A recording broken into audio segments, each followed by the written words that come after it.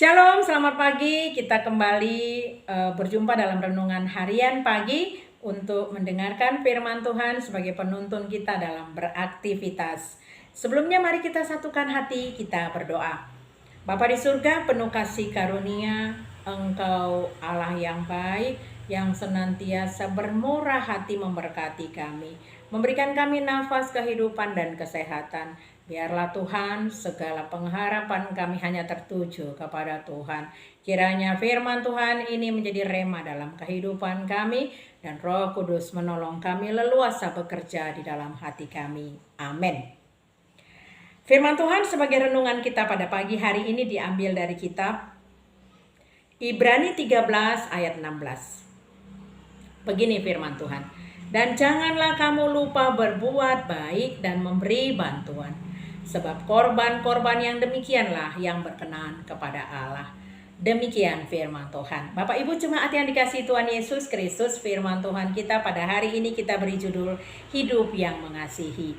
Kita pernah mendengar atau sering mendengar orang-orang yang melakukan perbuatan baik. Mereka orang-orang yang berkelimpahan, orang-orang yang kaya, yang bermurah hati, memberikan sebagian dari hartanya untuk disumbangkan kepada orang-orang yang membutuhkan.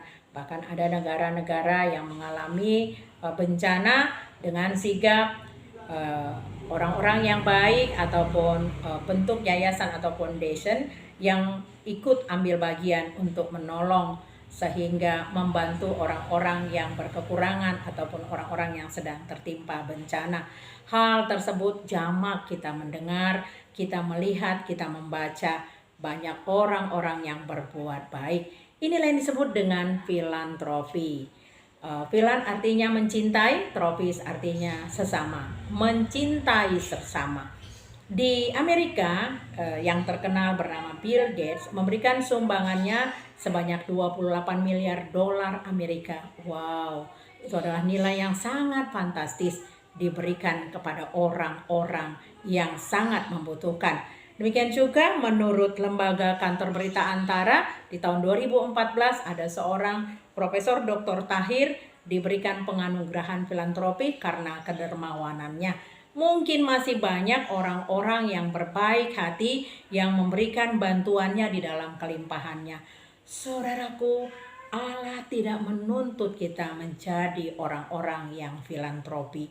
Meskipun sebenarnya itu adalah perbuatan baik. Allah meminta kita pertama mengasihi Allah terlebih dahulu, selanjutnya mengasihi sesama. Itu yang disebut dengan hukum kasih.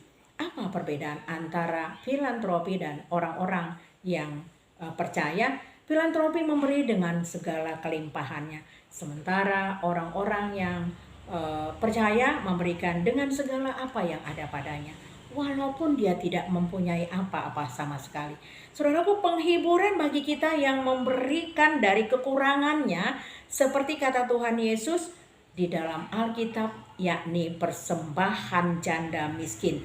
Dia memberikan apa yang ada padanya, kekurangan yang ada padanya. Bukankah ini justru hal yang hebat dan luar biasa? Dengan kata lain, di mata pemilik jagat semesta ini, kita jauh lebih kaya dan jauh lebih dermawan dari seorang filantropi.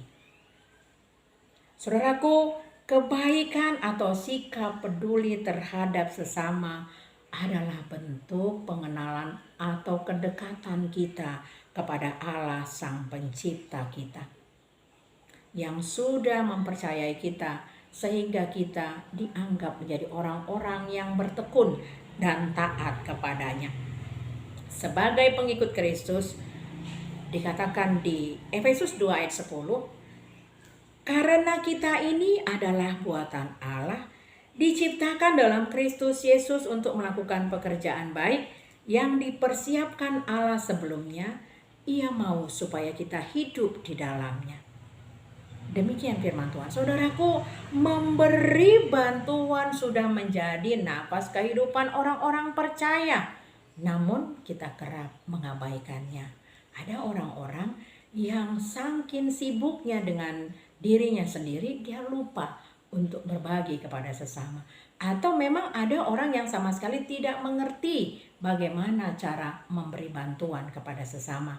Atau juga ada orang yang berpikir, aku belum layak memberikan bantuan, sedang diriku sendiri pun aku belum selamat. Boro-boro aku memberikan bantuan kepada orang lain.